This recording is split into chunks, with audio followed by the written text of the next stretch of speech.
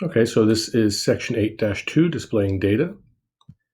In this lesson, our objectives are to read data from charts and also to display data from tables. It is common to start organizing our data in a table, and then from a table we reorganize it, we look for ways to structure it, and then we try to express it graphically using pie charts or bar charts. And we want to start by looking at what's called a frequency distribution. A frequency distribution is a count of every member of a data set and how often each value occurs. Relative frequency is the number of times an element in the data set shows up, but it's expressed as a percent. So let's take a look at example 1. The frequency table shows the number of crashes with roadside objects along State Route 3 in the state of Washington. And if we look at this table, we see it's already sorted. If we look at the numbers here, they've organized it from most crashes being 57 for guardrail to 55 crashes with an earth bank. It's already been organized by which objects have been involved with most crashes. Something else we can look at here is the table gives us some information here. They're saying that inside the parentheses is the percent of the total. So that means that this guardrail with 57 of the crashes is equal to 15.36% of the crashes. So now we can come over here and look at these questions, and it says, what do the numbers in the parentheses represent? Well, we see that it's the percent. Let's go back and say, don't forget that relative frequency is the number of times an element in a data set shows up expressed as a percent. So we would say that the numbers in the parentheses is the relative frequency.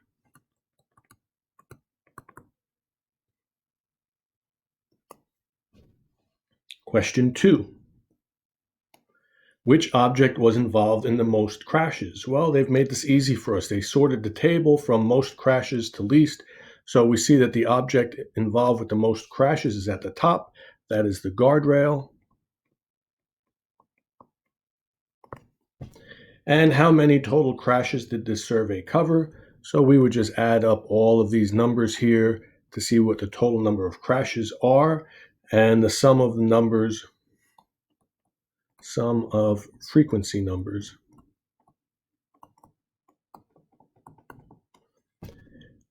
And on the next slide, I have all of the answers. So let's just look at that. The answer for 1 was the relative frequency of each object. We got that. The answer for number 2 was the guardrail. We got that. We didn't do the addition, but you can plug that into a calculator with all of these numbers here and see that you get 371 crashes.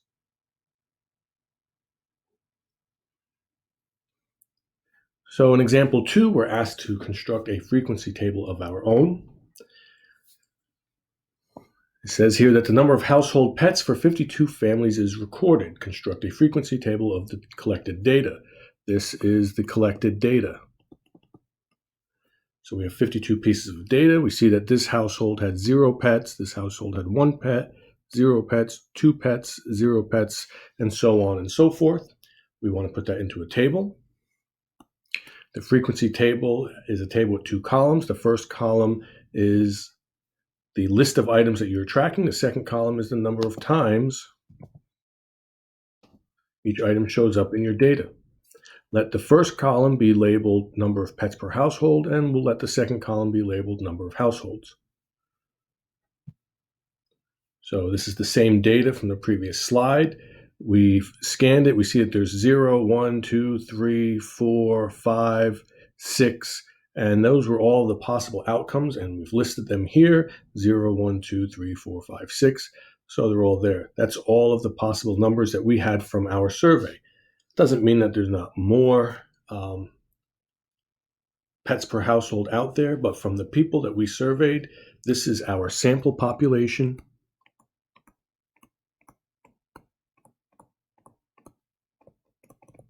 It's not the whole population, just our sample. And that's to relate to section 8.1 with our notes from sample versus whole population. So now from our sample, we see that these were all of the outcomes. We wanted to count how many times each number showed up. So 0 shows up 1, 2, 3, 4, 5, 6, 7, 8, 9, 10, 11, 12, 13, 14, 15, 16 times. And we put 16 there. And then we would go back and we would count how many times 1 shows up. 1, 2, 3, 4, 5, 6, 7, 8, 9, 10, 11, 12, 13, 14, 15 times. And you would continue and populate this table, and that would be your frequency distribution. You can complete these if you want. Pause the video here, complete that. The next slide has the completed table.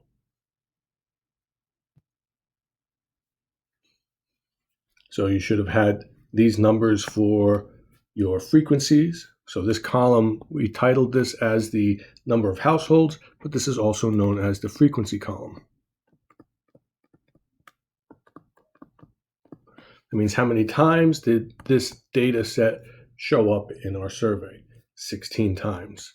How many times did one pet per household show up in our survey? 15 times. So this column that says number of households is also known as the frequency column.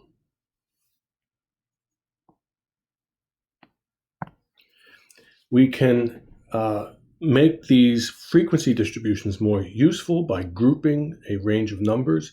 This actually becomes necessary when our sample data population becomes very large. So just to read through this, as you can imagine, some surveys will contain very large amounts of data. Listing all of the objects would be tedious and the result would not be beneficial. Instead, we can group the objects into categories. Sometimes these categories are called classes. So creating data groups, each group must be equal in size.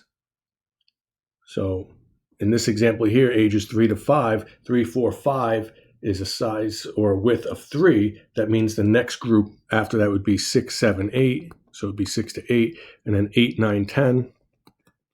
And that's what we mean by equal in size. Equal in size, or your book calls it width equal width.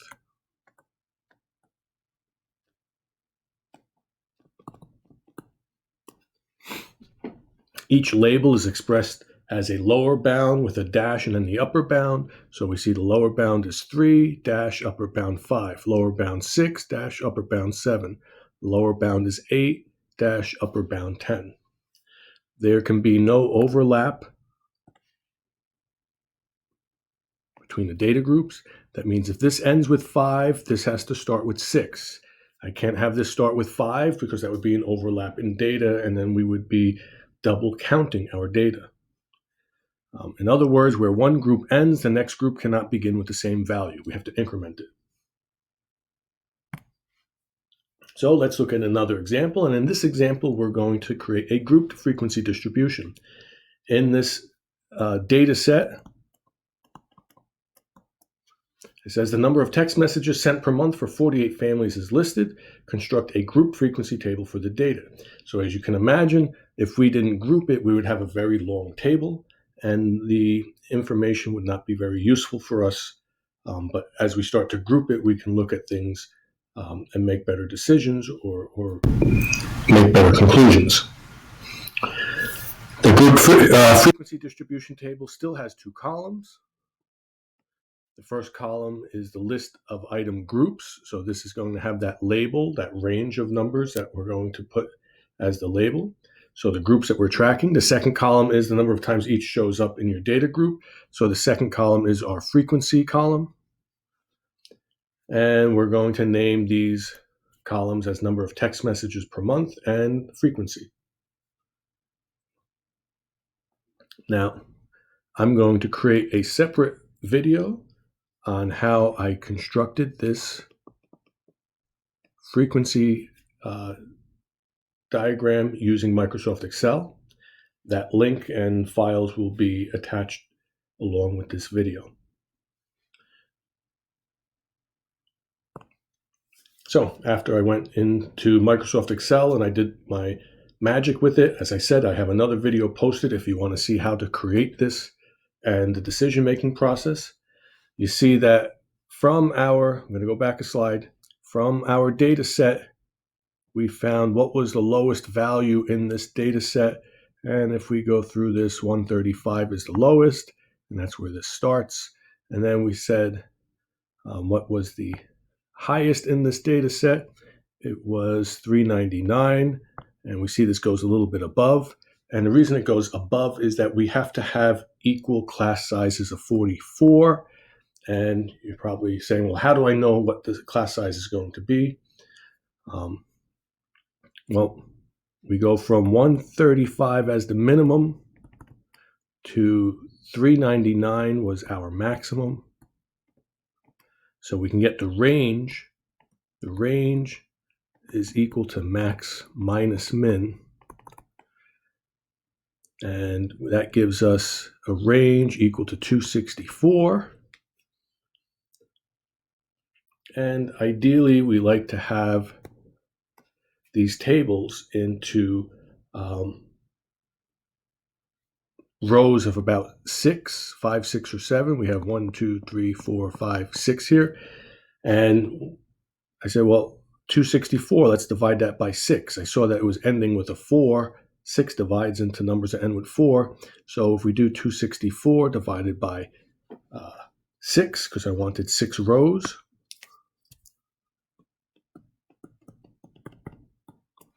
that gives us 44. And basically, we take the minimum number, we add 44 to it, that gives us the next number.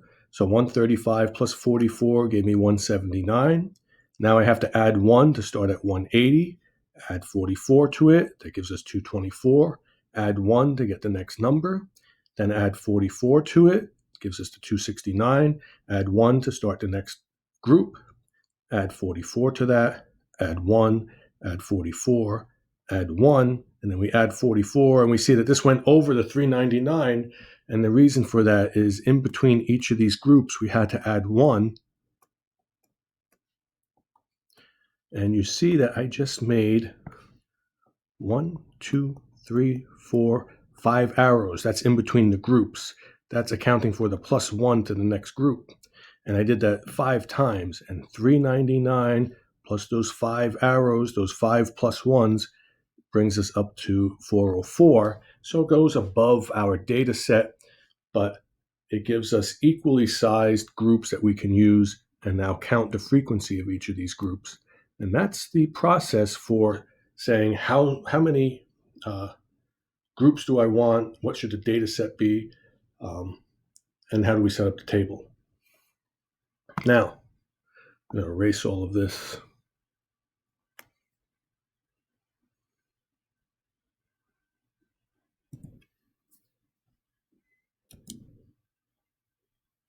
Okay. This could have been done with a different size group. Again, we said that our minimum was 135. Our max was 399. That gave us a range of 264. So I could say, are there any other numbers that divide into this? So I can do 264 divided by 7, test that out, 264 divided by 8, whatever I want to get my number of rows to be. So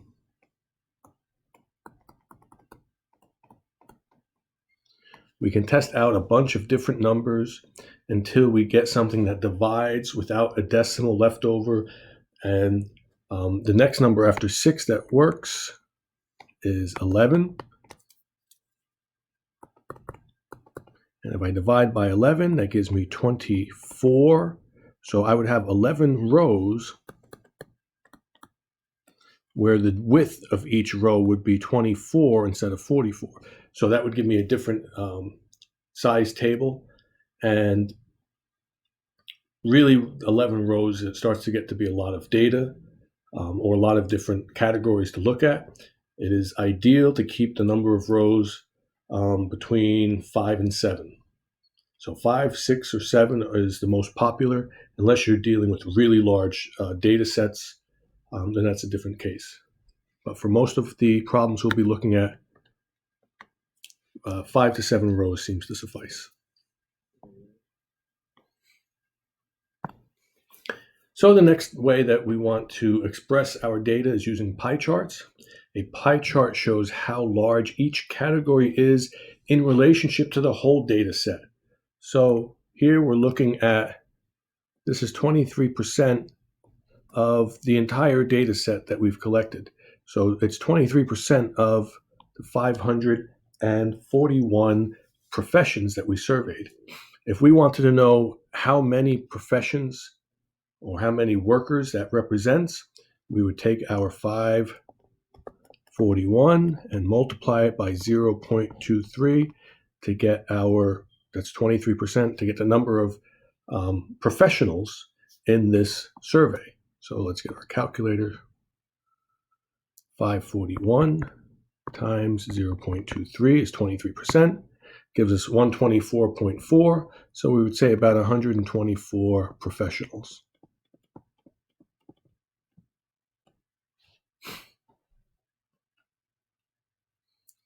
So that's how much this slice of the pie represents, 124 of the workers. So question 1, how many professions were surveyed? We see that's given to us in the chart, 541. How many entry-level salaries were 30,000? We would say, all right, that's 21% of the 541. 541 times 0.21 gives us, this is a little bit more. This is, if we round it, it goes to 114 because it's 0.6, where our previous answer was 0.4. So 114, we would say. And how many entry-level salaries were above 25,000? So I'm going to erase some of this ink here so we can focus on question 3.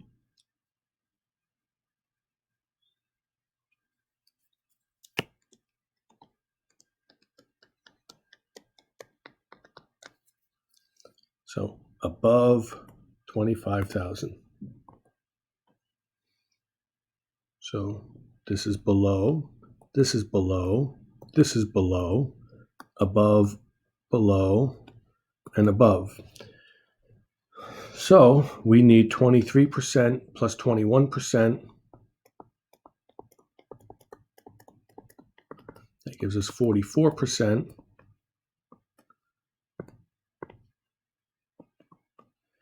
And 44% of 541.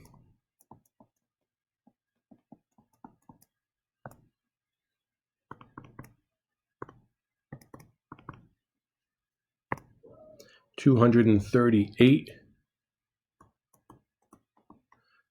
So 238 of the entry-level professions have salaries above 25,000.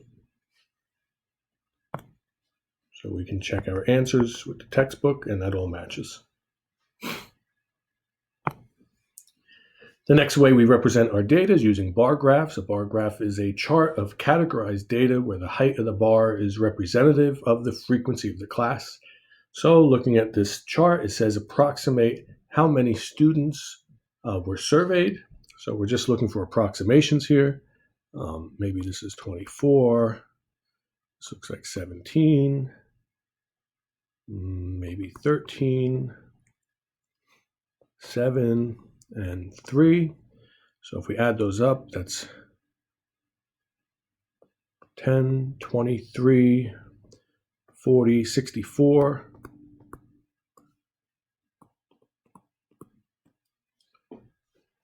What percent of the students like green?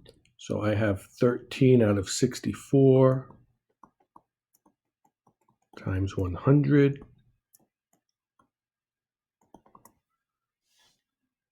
Let's get our calculator, 13 divided by 64, and now multiply it by 100 to make it a percent, so 20.3%.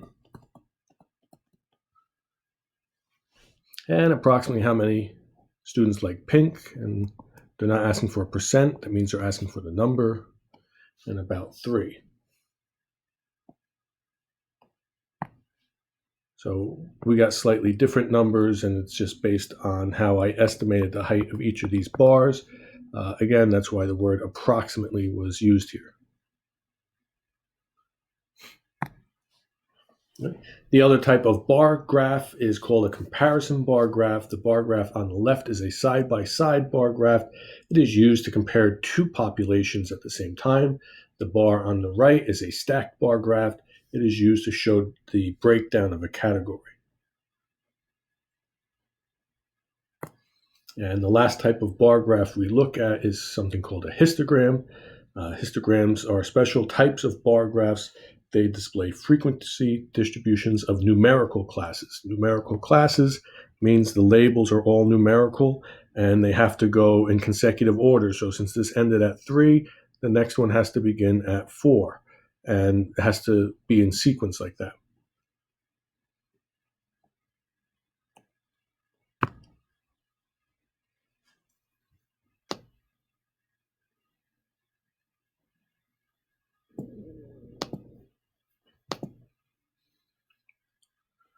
So the following histogram displays data collected from delivery truck drivers. They were asked to record their wait times when an address had a closed entrance gate. Use the histogram to answer the questions that follow. So question 1, approximately how many truck drivers were surveyed? And again, you'd have to estimate all of these numbers and add them up.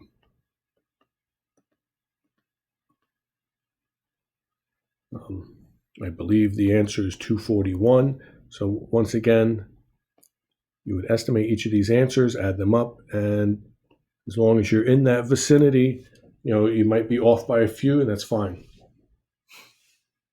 Approximately how many drivers waited between 60 and 180 seconds? So here's 60 as the lower bound. It says between 60 and 180, so I do not want to include this category. I do want to include the 120 through 179. So we're including these two bars of the histogram right here. So if we estimate these two and add them up, it looks like 49 up here and maybe 29. That gives us 78.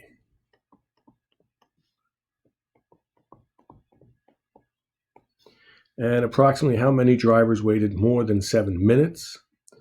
So because this is given to us in seconds, we would say 7 minutes is 7 times 60, which is 420 seconds. So that means we're looking at all of the rest of the categories here. So from here on to the right. So this was, let's say, 15, 10, 9, 12, 19, 15, 14, and 5, and you would add those up just to go to the next answer key. They have about 95 drivers right there. So when you add up your numbers, as long as it's in that vicinity, because we are estimating from the bar charts with their height and according to the vertical axis. So these are, so we got this answer. I think we got 78 here, so we were close, and 95 after you do the work, as long as you're in that vicinity.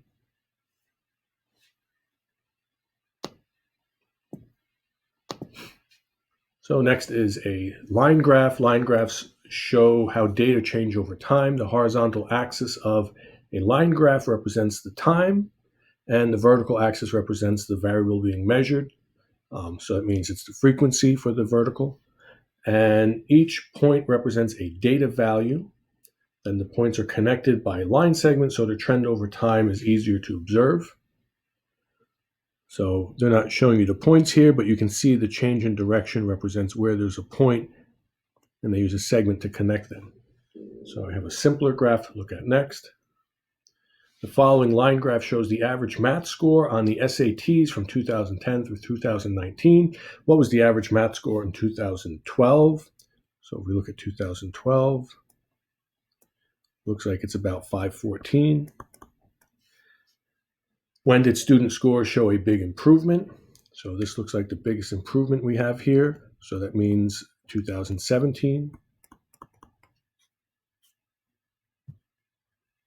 Okay, and that's the end of this presentation. So you'll be working with lists of data that will need to be put into tables, tables that will need to be organized, and then uh, creating charts such as pie charts and bar charts to represent our data and to be able to read these charts and give good estimates. So watch the video, pause it as you need, take notes from it, ask questions, and then complete the homework.